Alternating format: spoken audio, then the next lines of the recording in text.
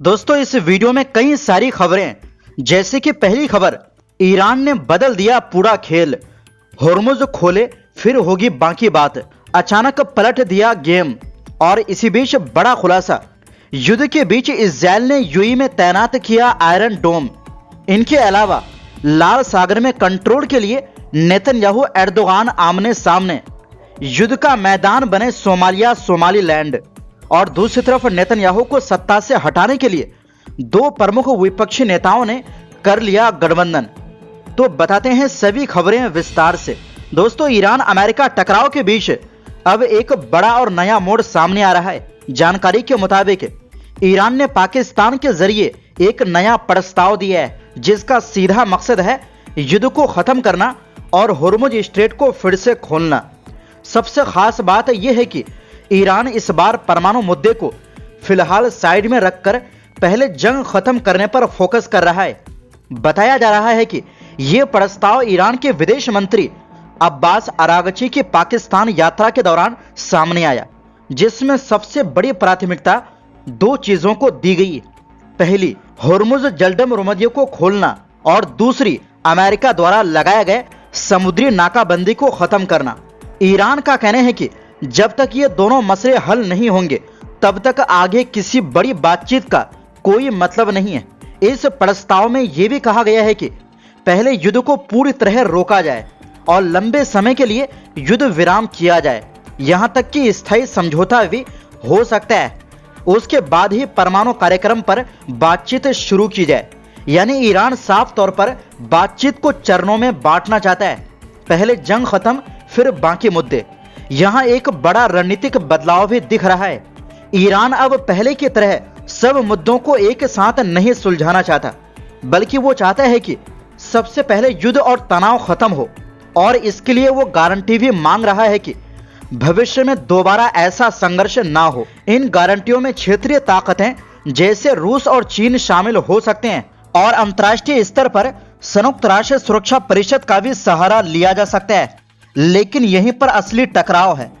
America चाहता है कि सबसे पहले परमाणु मुद्दे पर बातचीत हो और यूरेनियम से जुड़े मामलों को हल किया जाए, जबकि ईरान कह रहा है कि पहले होर्मुज और युद्ध का मसला सुलझाया जाए।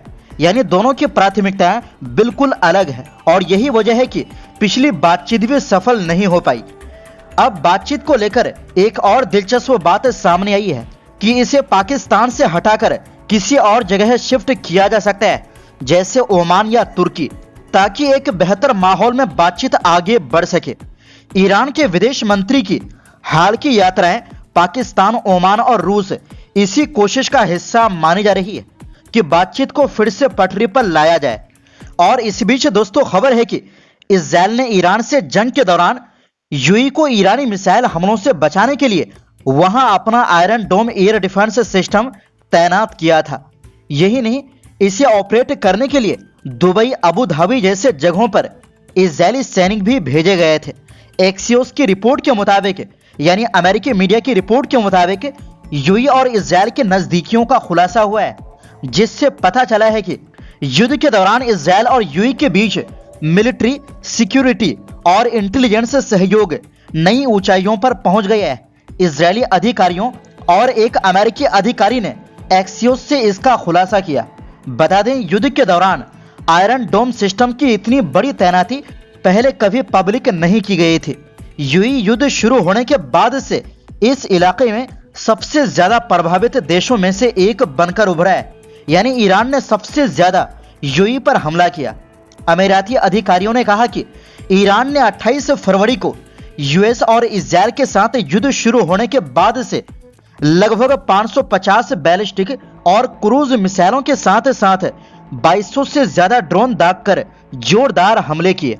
एक्सियोस की रिपोर्ट के मुताबिक प्रधानमंत्री बेंजामिन नेतन्याहू ने कथित तौर पर यूएई के राष्ट्रपति मोहम्मद बिन जायद से बात करने के बाद आयरन डोम तैनात करने का फैसला किया। रिपोर्ट में आगे कहा गया है कि तैनाती के साथ साथ इजरायली एयरफोर्स ने दक्षिणी ईरान में कम दूरी की मिसाइल पोजीशन को टारगेट करते हुए कई हमले किए, जिसका मकसद यूएई और दूसरे खाड़ी देशों तक पहुंचने से पहले ही खतरों को बेअसर करना था। दोस्तों आपको बता दें कि यूएई है तो मुस्लिम देश, लेकिन इन्होंने 2020 में इजराइल के साथ शांति समझौता कर लिया था और ये उसी समय वादा किया था कि फिलिस्तीन के साथ नाइंसाफी नहीं होगी।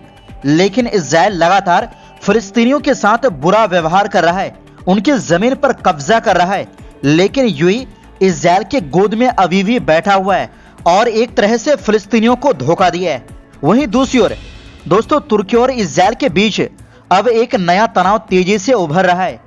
ये लड़ाई सिर्फ जमीन की नहीं रही, बल्कि अब समुद्र, तेल, गैस और बड़े व्यापारिक रास्तों पर कब्जे की हो गई है।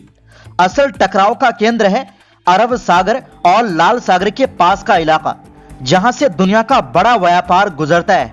इस पूरे खेल में अफ्रीका का अहम इलाका सोमालिया और सोमालीलैंड सबसे बड़ा बैटल ग्राउंड बनते जा रहे हैं। तुर्की ने पिछले कुछ सालों में सोमालिया में अपनी पकड़ काफी मजबूत कर ली। उसे वहां जमीन और समुद्र दोनों जगह तेल और गैस खोजने के अधिकार मिल चुके हैं। साथ ही उसने वहां अपना बड़ा सैन्य ट्रेनिंग बेस भी बना रखा है, जो उसका सबसे बड़ा विदेशी बेस माना जाता है। साफ है, तुर्की यहां सिर्फ मौजूद नहीं है, बल्कि लंबी रणनीति के साथ जड़ें जमा रहा है। इजराइल ने बड़ा कदम उठाते हुए सोमालीलैंड को एक अलग देश के रूप में मान्यता दे दी। इसके साथ ही खबर है कि इजराइल अदन की खाड़ी के पास वहां सैन्य बेस बनाने की तैयारी कर रहा है, ताकि यमन के हौथी विद्रोहियों पर नजर रख सके और लाल सागर के रास्तों पर पकड़ मजबूत कर सके। दरअसल बाब अल मंदेब जलडम रोमदी दुनिया के सबसे अहम समुद्री रास्तों में से एक है। यहां से गुजरने वाला व्यापार और तेल सप्लाई पूरी दुनिया की अर्थव्यवस्था को प्रभावित करता है। अनुमान है कि सोमालिया के समुद्र में करीब 30 अरब बैरल तेल और बड़ी मात्रा में गैस हो सकती है। अगर यह सच साबित होता है तो यह इलाका आने वाले समय में ऊर्जा का बड़ा केंद्र बन सकता है। 2011 के बाद से तुर्की सोमालिया का सबसे बड़ा सहयोगी बन चुका है। वो वहां मदद, ट्रेनिंग और इंफ्रास्ट्रक्चर में निवेश कर रहा है। यहां तक कि स्पेस सेंटर बनाने की योजना भी सामने आ चुकी है। इजराइल द्वारा सोमालीलैंड को मान्यता देने से तुर्की नाराज है। रजब तैयब एर्दोगान ने इसे अवैध बताया है। तुर्की को डर है कि इससे इजराइल इस इलाके में मजबूत हो जाएगा और उसका असर कम हो सकता है। वहीं दूसरी ओर दोस्तों, इजराइल में चुनाव जैसे जैसे करीब आ रहा है, वैसे वैसे राजनीति भी गर्म होती जा रही है। प्रधानमंत्री बेंजामिन नेतन्याहू के खिलाफ अब विपक्ष खुलकर मैदान में आ गया है और उन्हें सत्ता से हटाने की तैयारी तेज हो गई है। सबसे बड़ी बात यह है कि दो बड़े विपक्षी नेता नफ्ताली बेनेट और यायर लेपिड ने मिलकर गठबंधन बना लिया है। इस नई पार्टी का नाम रखा गया है बयाचाद, जिसका मतलब होता है साथ।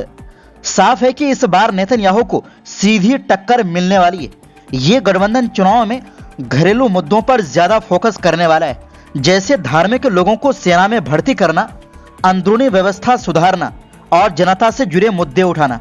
लेकिन जहां तक बड़े सुरक्षा मुद्दों की बात है, जैसे ईरान, गाजा और लेबनान, तो यहां विपक्ष और नेतन्याहू के रुख में ज्यादा फर्क नजर नहीं आता। बेनेट और लेपिड दोनों ही ईरान के खिलाफ सख्त लाइन के पक्ष में है। यह अमेरिका के साथ मिलकर कार्रवाई करने के समर्थक है। हालांकि ये नेतन्याहू की आलोचना करते हैं कि वो ईरान में बड़ा रणनीतिक बदलाव लाने में नाकाम रहे। दोनों नेताओं ने लेबनान में सैन्य कार्रवाई का समर्थन किया है। खासकर हिजबुल्लाह को लेकर उनका रुख काफी सख्त है। उनका मानना है कि इजराइल की सुरक्षा के लिए खतरे को पूरी तरह खत्म करना जरूरी है।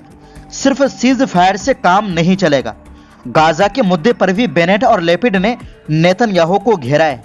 उनका कहना है कि 7 अक्टूबर 2023 के हमले के बाद भी हमास को पूरी तरह खत्म नहीं किया गया। अभी भी उसके पास हजारों लड़ाके हैं और वो गाजा में प्रभाव बनाए हुए हैं। तो दोस्तों, फिलहाल के लिए इस रिपोर्ट में बस इतना ही।